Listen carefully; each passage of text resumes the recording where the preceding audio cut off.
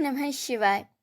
जय गौरी शंकर की। भगवान गौरी शंकर की कृपा सदा सर्वदा आप पर बनी रहे। आप सभी को महाशिवरात्रि के पावन पर्व की हार्दिक शुभकामनाएं। मान्यता है कि इसी दिन भगवान शिव और माता पार्वती का विवाह संपन्न हुआ था और इसी दिन पहली बार भगवान शिव ज्योतिर्लिंग के रूप में प्रकट हुए थे। इसीलिए इस दिन का बड़ा ही विशेष महत्व माना जाता है।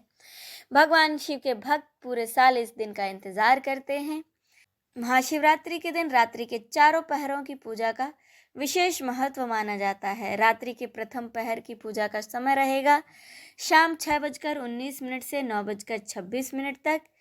द्वितीय पहर की पूजा का समय रहेगा रात 9:26 से 12:34 तक। तृतीय पहर की पूजा का समय रहेगा 27 फरवरी 12:34 AM से 3:41 AM तक।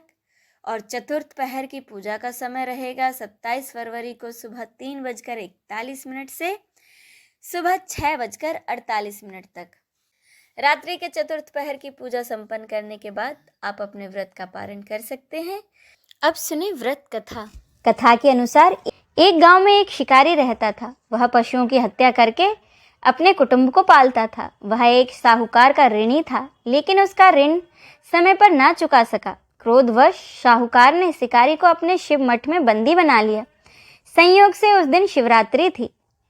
शिकारी ध्यान मग्न होकर भगवान शिव संबंधी सभी धार्मिक बातें सुनता रहा। चतुर्दशी को उसने शिवरात्रि की कथा भी सुनी।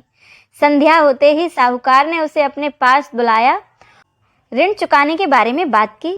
शिकारी अगले दिन सारा ऋण लौटा देने का वचन देकर बंधन से छूट गया। अपनी दिनचर्या की भांति वह जंगल में शिकार के लिए निकला, लेकिन दिन भर बंदी गृह में रहने के कारण भूख प्यास से वह व्याकुल था। शिकार करने के लिए वह एक तालाब के किनारे एक बेल वृक्ष पर पड़ाव बनाने लगा। बेल वृक्ष के नीचे शिवलिंग था, जो कि बेल पत्रों से ढका हुआ था। शिकारी को उसका कोई पता नहीं चला। पड़ाव बनाते समय उसने जो टहनियां तोड़ी वे संयोग से शिवलिंग पर गिरी। इस प्रकार दिन भर भूखे प्यासे शिकारी का व्रत भी हो गया और शिवलिंग पर उसके द्वारा बेल पत्र भी चढ़ गए। एक पहर रात्रि बीत जाने पर एक गर्भनी हिरनी तालाब पर पानी पीने पहुंची। शिकारी ने धनुष पर तीर चढ़ाकर ज्यों ही प्रतिंचा खींची, हिरनी बोली, मैं तो गर्भवती हूँ, शीघ्र ही प्रसव करूंगी। तुम एक साथ 2 जीवों की हत्या करोगे, जो कि ठीक नहीं है। मैं अपने बच्चे को जन्म देकर बहुत जल्द तुम्हारे पास आ जाऊंगी, तब तुम मुझे मार लेना। शिकारी ने प्रतिज्ञा ढीली कर दी और उस हिरनी को जाने दिया। कुछ ही देर में वह हिरनी झाड़ियों में गायब हो गई। कुछ देर बाद एक और हिरनी वहां से निकली। शिकारी की तो प्रसन्नता का ठिकाना न रहा। पास आने पर उसने धनुष पर बाण चढ़ाया। तब उस हिरनी ने कहा कि तुम मुझे मत मारो, मैं तो अपने प्रिय की खोज में भटक रही हूँ। मैं अपने पति से मिलकर बहुत जल्द तुम्हारे पास आ जाऊंगी। शिकारी ने उसे भी जाने दिया। 2 बार शिकार को खोकर उसका माथा ठनका। वह चिंता में पड़ गया। रात्रि का आखिरी पहर बीता जा रहा था। तभी एक अन्य हिरनी अपने बच्चों के साथ उधर से निकली। शिकारी के लिए यह स्वर्णिम अवसर था।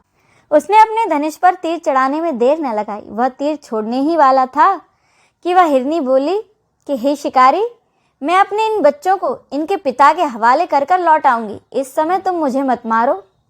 शिकारी हंसा और बोला, सामने आए शिकार को छोड़ दूं?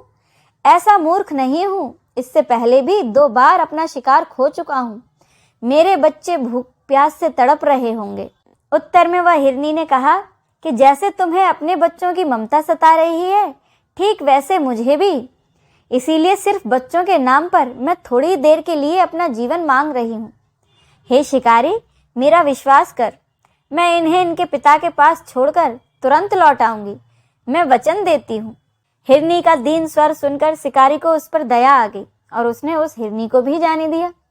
शिकार के अभाव में बेल वृक्ष पर बैठा शिकारी बेल पत्र तोड़ तोड़ कर नीचे फेंकता जा रहा था। पाँव फटने को हुई तो एक हष्ट-पुष्ट हिरन उसी रास्ते पर आया। शिकारी ने सोच लिया, इसका शिकार तो मैं जरूर करूंगा। शिकारी की तनी प्रचन्नता देखकर वह हिरन विनती के स्वर में बोला, हे शिकारी, यदि तुमने मुझसे पहले आने वाली यहाँ 3 हिरनियों तथा उनके छोटे छोटे बच्चों को मार डाला है, तो तुम मुझे मारने में देर ना करो, ताकि उनके वियोग में मुझे एक क्षण भी दुख न सहना पड़े।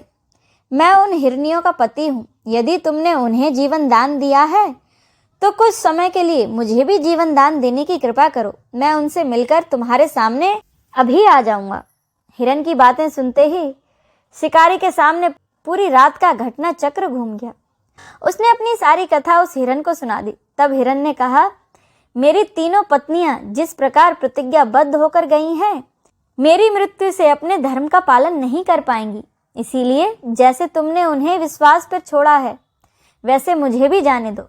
मैं उन सबके साथ तुम्हारे सामने बहुत जल्द लौटूंगा। उपवास, रात्रि जागरण तथा शिवलिंग पर बेलपत्र चढ़ाने से शिकारी का हिंसक हृदय निर्मल हो गया था। उसमें भगवत शक्ति का वास हो गया था। धनुष तथा बाण उसके हाथ से अपने आप ही छूट गए।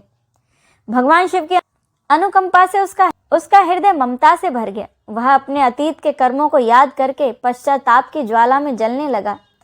थोड़ी देर बाद हिरन अपने सारे परिवार शिकारी के सामने उपस्थित हो गया ताकि वह उनका शिकार कर सके।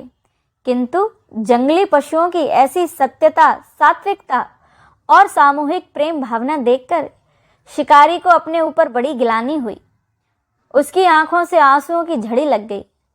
उस हिरन परिवार को न मारकर शिकारी ने अपने कठोर दिल को जीव हिंसा से सदा के लिए हटा लिया और वह कोमल और दयालु बन गया। देवलोक से समस्त देव समाज इस घटना को देख रहे थे। उसके ऐसा करने पर भगवान शंकर ने प्रसन्न होकर उसे तत्काल अपने दिव्य स्वरूप के दर्शन कराए तथा उसे सुख समृद्धि का वरदान देकर गुह नाम प्रदान किया। यह वही गुह था जिसके साथ भगवान श्री राम ने मित्रता की थी। इसी के साथ यह व्रत कथा संपूर्ण होती है। बोलिए भगवान गौरी शंकर की जय। हर हर महादेव।